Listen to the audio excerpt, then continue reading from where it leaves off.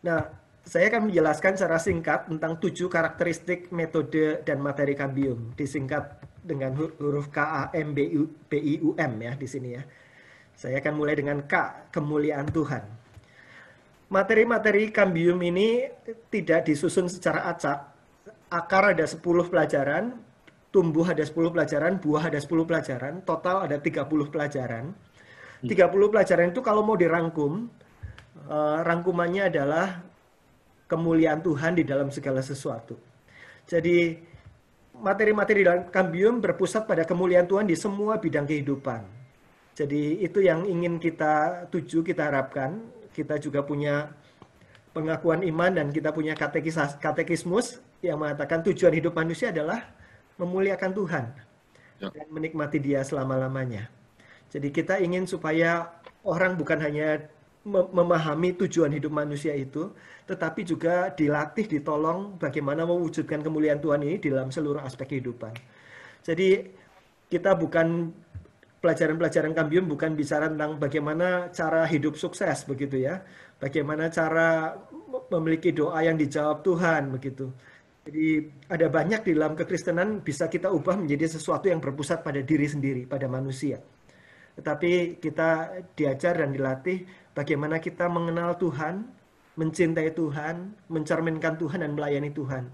Hidup yang berpusat pada Tuhan dan kemuliaan Tuhan. Kira-kira itu rangkuman dari Cambium Hmm.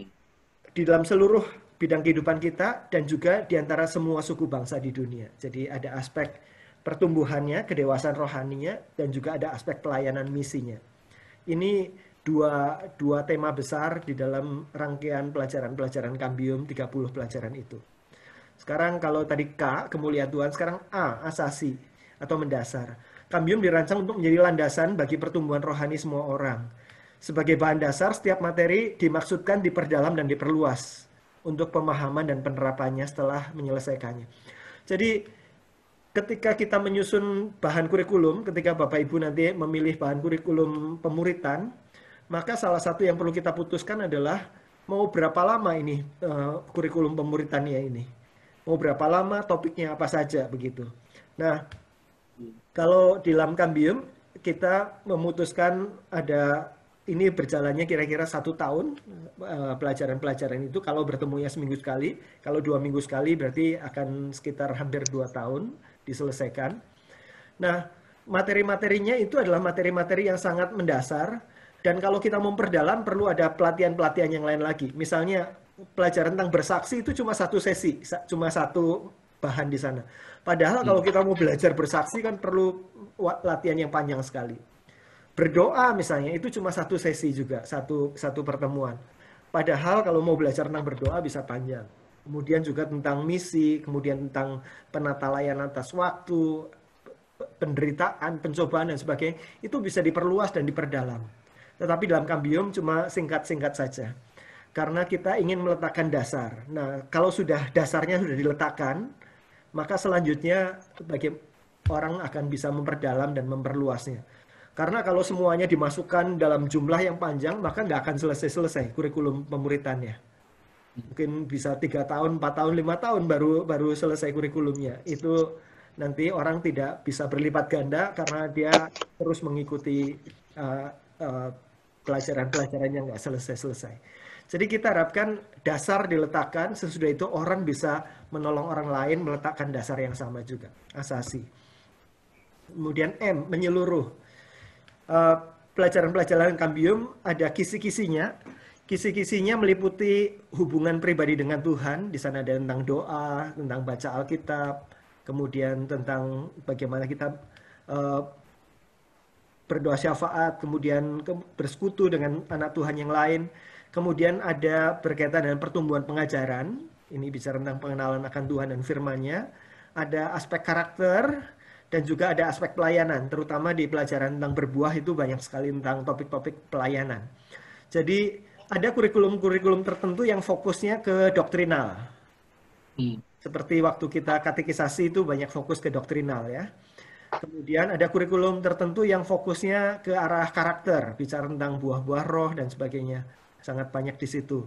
Kurikulum yang lain banyak fokus ke kerohanian, spiritualitas. Nah, Kalau di dalam Cambium kita berusaha menyeluruh meskipun tidak mendalam. Karena kita ingin memberikan kepada jemaat bahwa kehidupan Kristen itu tidak hanya satu sisi, bukan hanya relasi dengan Tuhan saja, tapi ada aspek relasi dengan orang lain, karakter. Juga ada aspek pemahaman pengajaran, itu menjadi dasar yang kokoh untuk keyakinan kita. Tetapi juga ada aspek pelayanan. Jadi bidang-bidang pertumbuhannya cukup menyeluruh di sini. Di dalam berakar, bertumbuh maupun berbuah, 4 aspek ini disentuh. Nah, ini adalah bangunan pertumbuhan yang kita harapkan.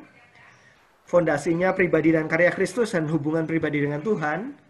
Kemudian aspek pertumbuhannya ada aspek-aspek pengajaran, karakter, dan pelayanan. Ini gambarannya, Bapak Ibu, saudara sekalian. Ini ada profil peserta. Ini adalah raport dari setiap tahap. Kalau orang-orang mengikuti pelajaran-pelajaran berakar, di sana ada sasaran-sasarannya. Apa yang diharapkan terjadi. Makanya disebut intensional. Kita ingin supaya orang-orang bukan cuma ikut program, tetapi orang mengalami perubahan hidup. Dan pembimbingnya akan dibekali dengan sasarannya apa nih? Dengan sasaran ini pembimbingnya akan mendoakan supaya itu terjadi di dalam diri orang-orang yang dia bimbing. Dan ada kriteria penampakan. Kriteria penampakan ini adalah pembimbingnya mengamati muncul nggak hal yang semacam itu dalam diri orang-orang yang dibimbing. Jadi kalau muncul, dia berarti ini sudah terjadi nih bagian ini. Kemudian ada catatan keterangan. Jadi ini sifatnya menyeluruh, akar tumbuh buah, dan ada profil yang diharapkan terjadi dalam setiap tahapannya. Kemudian Cambium juga disusun materinya secara berurutan. Membangun dasar-dasar pertumbuhan secara bertahap. Supaya wawasannya semakin utuh tentang kehidupan Kristen. Pelajaran sebelumnya menjadi landasan untuk pelajaran berikutnya. Jadi ini pelajaran Cambium itu urutannya sudah dipikirkan apa yang harus duluan, apa yang belakangan lagi begitu ya. Nah, ini sangat menolong buat jemaat-jemaat yang ikut karena ketika kita mengikuti persekutuan misalnya kadang-kadang topiknya tentang kristologi, kapan-kapan belajar tentang akhir zaman, kapan-kapan belajar tentang karakter Kristen, kapan-kapan belajar tentang apa lagi. Orang belajar macam-macam tetapi nggak punya gambaran di dalam pikirannya tentang kehidupan Kristen itu seperti apa secara utuh. Nah, ketika disusun secara berurutan itu membentuk wawasan Kristiani sehingga berpikir, orang perlu memperjuangkan bagian-bagian apa dalam kehidupan rohaninya. Orang perlu memahami apa dalam pengajarannya. Dan bagaimana dia memikirkan dirinya ketika pelayanan. Itu disusun sedemikian rupa, berurutan. Nah, urutannya mengikuti tahap-tahap pola pelayanan amanat agung. Mulai kita berasumsi jemaat mulai dari orang-orang yang belum percaya. Atau orang Kristen KTP. Ya, jadi ada orang yang sama sekali belum percaya, orang-orang luar, ada juga orang yang sudah di dalam gereja Kristen, tetapi masih belum punya iman kepada Tuhan Yesus sebagai juru selamat pribadi. Pemahamannya masih umum tentang kekristenan. Nah, inilah bagian yang disebut sebagai penjangkauan dan penginjilan, menghasilkan petobat baru, orang-orang yang baru percaya dengan sungguh, bukan percaya dengan secara tradisi saja. Kemudian setelah dia menjadi petobat baru, dia ada pembinaan dan pemperlengkapan. Ini dari baptis lah, masuk ke ajar lah. Menjadi murid Kristus yang bertumbuh dan murid Kristus yang melayani. Dibina untuk bertumbuh, diperlengkapi supaya dia bisa melayani. Kemudian belajar tentang pengutusan dan pelipat gandaan, belajar tentang murid yang bermisi. Jadi ada tahapan-tahapannya ke sana. Ini adalah pola pelayanan Cambium. Nah, ini ada buku-bukunya, berakar, bertumbuh, dan berbuah. Kalau di dalam teori kurikulum, berakar itu disebut sebagai foundational discipleship. Jadi, pemuritan untuk meletakkan fondasi. Kalau bertumbuh adalah formational discipleship, atau pemuritan untuk menolong orang bertumbuh seumur hidup. Kemudian berbuah adalah vocational discipleship, menolong orang menemukan tempat dan panggilannya, baik di dalam tubuh Kristus maupun di tengah-tengah dunia untuk melayani di tubuh Kristus maupun di tengah-tengah dunia. Menemukan tempat dan panggilan itu. Jadi ini urutan-urutannya. Secara ringkas saya akan bagikan masing-masingnya supaya kita tahu isi bukunya. Berakar itu sasarannya adalah menjadi anggota tubuh Kristus dan membangun kebiasaan baru. Jadi sasarannya dua. Satu, menolong orang untuk mengenal Kristus dan menerima Dia. Yang kedua, membangun disiplin rohani dasar. Semua orang perlu memahami berita Injil dan perlu mengerti dasar-dasar pertumbuhan hidup. Nah, ini adalah materinya. Materi yang pertama adalah tentang keselamatan. Ada jalan keselamatan dan jaminan keselamatan. Materi kedua tentang hidup baru. Apa yang baru dalam kehidupan yang diselamatkan itu? Kristus sekarang menjadi pusat, bukan diri sendiri menjadi pusat. Dan Roh Kudus akan menolong kita. Roh Kudus di dalam diri kita yang ketika kita mengaku percaya, Roh Kudus itu adalah diri kita menghasilkan pertumbuhan. Dan pertumbuhan itu terjadi ketika kita melakukan disiplin-disiplin rohani. Kita belajar 5 disiplin rohani dasar. Waktu teduh, baca Alkitab, berdoa, bersekutu, dan bersaksi dan bersekutu. Dan itulah pelajaran berakar. Banyak sekali gereja, persekutuan, kampus, memakai bahan berakar ini saja. Untuk follow up hasil KKR biasanya. Kalau ada kebaktian kebangunan iman, kebangunan rohani, begitu. Nah, kemudian di follow up sesudah itu dalam kelompok-kelompok kecil pakai bahan berakar. Ini banyak sekali dipakai. Nah, tetapi kita harapkan tidak hanya berhenti di berakar, 10 pelajaran berakar ini saja. Orang berlanjut dengan bertumbuh. Bertumbuh itu bicara tentang menjadi dewasa dalam Kristus dan mengembangkan kebiasaan yang menjaga keberlangsungan pertumbuhan. Prinsipnya adalah semua orang percaya perlu kebenaran Alkitab untuk mengarahkan dan menjaga mereka bertumbuh seumur hidup. Ini materinya. Materi pertama bicara tentang pertumbuhan. Bicara tentang arah pertumbuhan. Kalau mau bertumbuh itu bertumbuh dalam hal apa saja. Ada juga spiritual check up di sini. Kita check up apakah saya sedang bertumbuh atau sedang macet. Saya bertumbuh di mana? Saya sedang macet di mana? Kita belajar di sini. Kalau mau bertumbuh, kalau udah tahu arahnya, sudah tahu tujuannya, sarananya apa, kendaraannya apa yang kita perlu ada. Terus hambatan-hambatannya apa? Mungkin ada kuasa-kuasa kegelapan, mungkin ada pengalaman-pengalaman traumatis, ada pola asuh yang salah, ada kepahitan dan sebagainya yang bisa menghambat pertumbuhan. Kita membicarakannya, menemukannya dan berusaha mengatasinya. Kemudian kita belajar 2 disiplin rohani yang lain. Kalau di akar belajar 5 disiplin rohani, di tumbuh kita belajar 2 disiplin rohani, yaitu penata layanan atas waktu dan harta. Sesudah itu kita belajar dinamika pertumbuhan seumur hidup. Karena pertumbuhan berlangsung seumur hidup, kita perlu mengantisipasi apa saja yang akan terjadi di dalam perjalanan pertumbuhan itu. Kita akan banyak mengambil keputusan, bagaimana mengambil keputusan sesuai dengan kehendak Tuhan. Kita akan banyak berhadapan dengan pencobaan, bagaimana kita menghadapi pencobaan supaya kita menang atas pencobaan dan tidak jatuh dalam dosa, kehilangan kekudusan kita. Dan bagaimana kita bertumbuh ketika menghadapi berbagai macam penderitaan. Penderitaan bukan menjadi tempat di mana kita jatuh, tetapi menjadi tempat di mana kita berpegang lebih erat kepada Tuhan kalau kita menolong orang untuk mempersiapkan menghadapi penderitaan. Jadi ini adalah menu pertumbuhan seumur hidup yang dipelajari selama sekian pertemuan, tetapi penerapannya adalah penerapan selanjutnya. Seperti Kambium tadi, cuma belajar 1 masa, tetapi penerapannya seumur hidup. Ini bertumbuh. Kemudian terakhir berbuah. Berbuah ini sasarannya adalah menolong orang mengerjakan pelayanan bagi tubuh Kristus di dalam gereja dan mengerjakan misi Kristus di tengah-tengah dunia. Prinsipnya, semua orang percaya itu sebetulnya punya keterbebanan yang Tuhan beri, punya talenta dan karunia yang berbeda-beda, dan punya kepribadian untuk bisa dipakai membangun tubuh Kristus. Dan semua orang percaya punya satu tugas pengutusan itu dari Tuhan.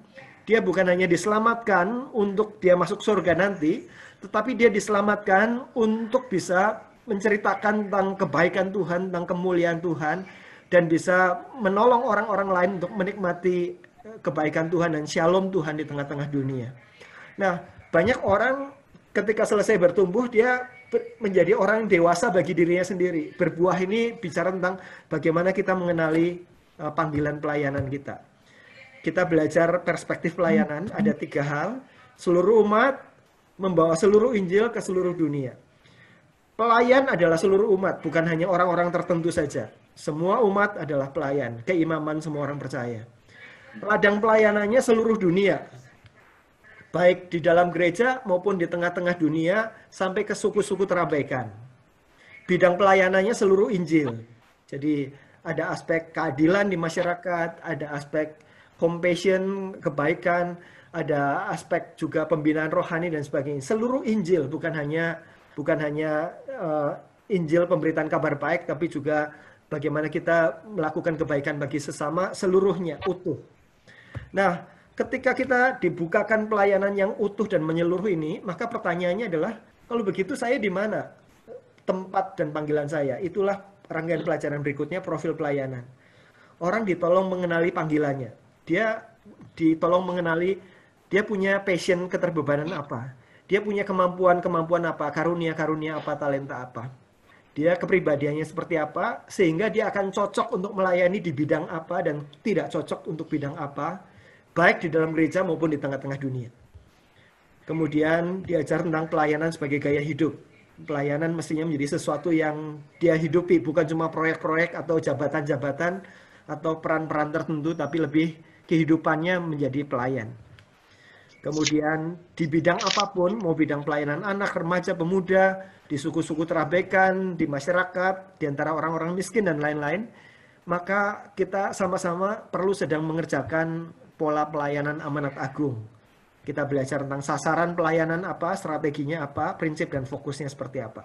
Nah, dengan pelajaran berbuah ini, orang akan diperlengkapi untuk tahu wawasan pelayanan, tahu pelayanan pribadinya sebagai apa, dan tahu sasaran-sasaran dan strateginya.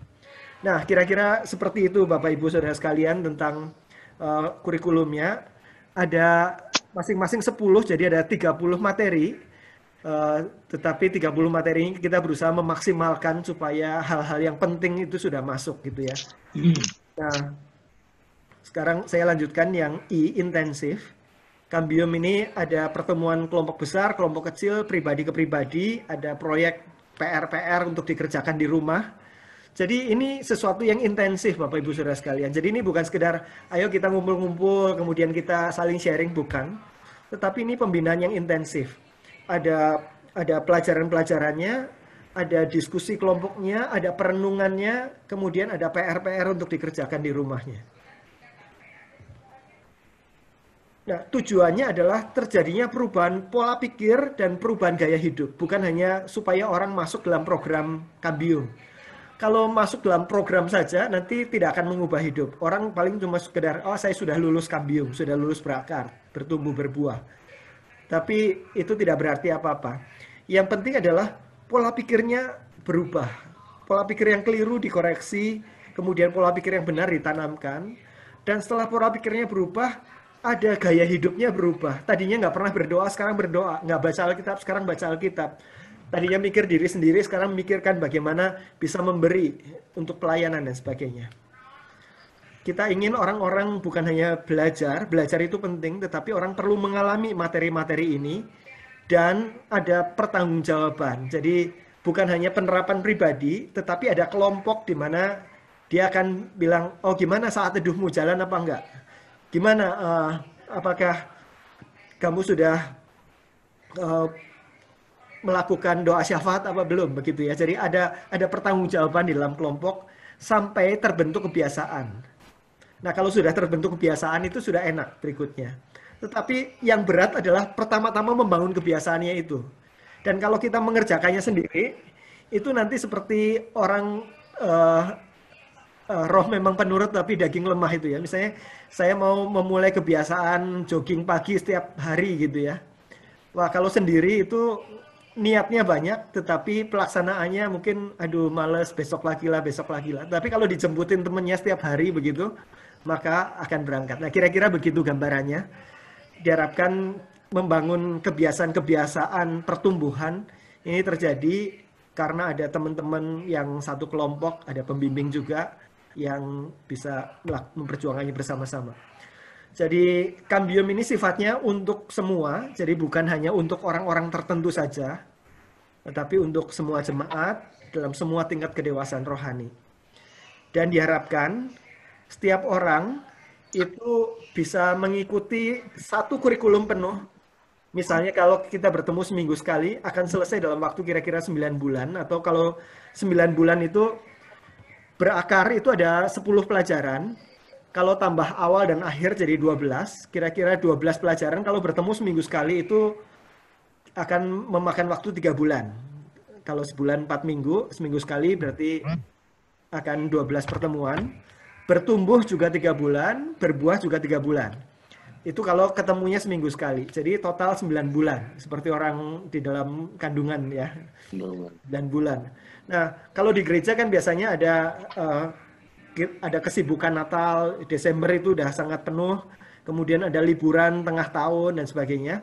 Ya kira-kira lebih kurang 1 tahun lah selesai akar tumbuh buah ini. Nah, kalau orang sudah selesai akar tumbuh buah, diharapkan dia bukan selesai begitu saja, tetapi diharapkan pada tahun kedua dia menolong orang lain untuk bertumbuh dengan akar tumbuh buah lagi. Jadi dia ikut 2 kali. Yang pertama sebagai peserta, tahun kedua dia ikut, tapi kali ini dia sebagai pembimbing. Kenapa dia bisa membimbing? Karena dia sudah belajar 2 hal. Dia sudah belajar materinya, peserta yang lain belum, yang peserta yang baru belum. Dia sudah belajar materinya dari akar sampai buah. Dan dia sudah merasakan metodenya. Dia sudah dibimbing selama setahun. Jadi udah tahu kebiasaan-kebiasaannya gimana, kalau orang dikejar bagaimana saat teduhnya dan sebagainya, dia udah tahu. Jadi waktu tahun kedua, dia bisa membimbing orang lain dengan materi dan metode yang sama. Nah, Bapak Ibu Saudara sekalian, ketika dia belajar yang kedua kalinya sebagai pembimbing, maka seringkali pertumbuhan yang sesungguhnya baru terjadi di situ. Waktu ikut sebagai peserta, dia mungkin bisa cukup longgar dalam beberapa hal. Tetapi waktu dia jadi pembimbing, dia akan jadi lebih ketat lagi. Dan dia mendengar yang kedua kalinya. Waktu pertama mungkin dia cuma nangkep sebagian-sebagian, tetapi waktu dia belajar kedua kalinya dan kali ini sebagai pembimbing, maka dia akan belajar double, Bapak Ibu Saudara sekalian. Nah, kalau dia sudah ikut setahun sebagai peserta, setahun sebagai pembimbing, maka akan mantap sekali. Dan ini Bapak Ibu akan melihat orang-orang jemaat-jemaat biasa yang sederhana, sekarang menjadi orang-orang yang sedang memperjuangkan hidup dan pertumbuhan orang lain. Dan itu sukacitanya besar sekali. Nah, ini namanya pelipat gandaan rohani. Kambium dikembangkan dalam beberapa media yang sudah berkembang sekarang. Bapak Ibu kemarin sudah pesan sampel untuk masing-masing media Kambium. Ini ada Kambium yang disebut sebagai pemuritan dalam komunitas. Ini Kambium akar tumbuh buahnya sama, 30 pelajarannya. Tetapi versi ini, waktu pertemuannya 2 jam, 1 jam pertama itu dalam kelompok besar. Nanti ada slide di sini, makanya ada CD, ada PowerPoint di situ. Itu untuk disampaikan dalam 1 jam pertama, nanti ada persekutuan, ada nyanyi-nyanyi, kemudian ada firman. 1 jam kedua, mereka akan pecah dalam kelompok-kelompok kecil. Jadi ada ngumpul bersamanya dulu, terus ada waktu berpisah. Nanti pertemuannya akan datang, ngumpul lagi bersama-sama, kemudian pecah lagi dalam kelompok kecil. Kelompoknya sama terus, meskipun yang pengajar kelompok besarnya ganti-ganti. Ini adalah versi yang lain, Bapak Ibu Saudara sekalian. Ini pelajarannya sama, tetapi ini modelnya full di dalam kelompok kecil. Kalau yang tadi ini, ada kelompok besar 1 jam, kelompok kecil 1 jam. Kalau ini betul-betul 2 jam full di dalam kelompok kecil. Ini bahannya adalah bahan saat teduh. Bapak Ibu sudah punya bahan-bahannya. Setiap hari ada saat teduh 2 halaman bacaan. Ada perikop untuk direnungkan, kemudian ada 2 halaman bacaan. Jadi kalau sehari dia belajar pakai ini, maka tidak sadar dia seminggu sudah baca 14 halaman. Karena sehari 2 halaman, 7 hari jadi 14. Dan waktu dia belajar, dia memberikan garis bawah, memberi pakai highlighter dan sebagainya. Waktu ketemu di dalam kelompok, kita bisa tinggal sharing. Karena pengajaran sudah disampaikan di dalam setiap hari melalui waktu teduh. Jadi bahan ini enak sekali dipersiapkan oleh jemaat. Yang penting jemaatnya setiap hari baca 2 halaman itu sambil dia saat teduh pagi. Setiap hari, kemudian seminggu bertemu dengan pembimbingnya untuk saling sharing. Kalau yang ini perlu ada pengajar, perlu ada pertemuan besar. Kalau ini waktunya bisa menyesuaikan dalam kelompok-kelompok kecil. Nah, kalau yang ini pemuritan sederhana, sama dengan yang tadi materinya, tetapi ini sifatnya simple, simplified. Setiap pelajaran ada sekitar 8 sampai 10 slide yang disampaikan dalam bentuk seperti kalender itu dibuka-buka begitu. Jadi ini bisa disampaikan bisa untuk anak-anak, bisa untuk lansia, bisa juga untuk daerah-daerah misi. Ini pertama dikembangkan untuk daerah misi di Sumatera. Jadi begitu orang sudah mendengar Injil, mereka di follow up dengan bahan-bahan ini. Ini bahan-bahan yang disederhanakan dari materi-materi yang tadi sudah kita sebutkan. Jadi itulah 7 karakteristik metode Cambium. Dan kita harapkan jemaat yang mengikuti adalah jemaat yang syaratnya adalah dia punya kehausan untuk belajar. Dia ingin ditolong, ingin belajar. Jadi tidak perlu dipaksa-paksa, tidak perlu ditarik-tarik. Tetapi jemaat yang mau belajar, mau bertumbuh, orang yang senang belajar, tetapi juga orang yang sedia berubah. Bukan cuma mengumpulkan pengetahuan, tapi begitu dia tahu apa yang firman Tuhan katakan, dia bersedia mengubah. Bersedia bertobat, bersedia berbalik kepada Tuhan, menyelaraskan hidupnya. Dan setia bertumbuh. Dia akan memperjuangkan hal-hal ini selanjutnya seumur hidup. Dia dapat dipercaya, dapat ingin menularkannya kepada orang lain. Kira-kira itu yang kita harapkan dari orang-orang yang mengikuti Cambium. Di dalamnya kita harapkan terjadi komunitas yang saling jujur, terbuka, saling percaya, pegang rahasia, rendah hati, mengampuni, memperhatikan, mendorong, dan memprioritaskan untuk bertemu di dalam kelompok. Tidak cari alasan-alasan untuk, wah saya nggak bisa datang karena ini dan itu. Dia tahu kelompok ini penting bagi dia memprioritaskan waktunya. Ya, kira-kira begitu Bapak Ibu Saudara sekalian.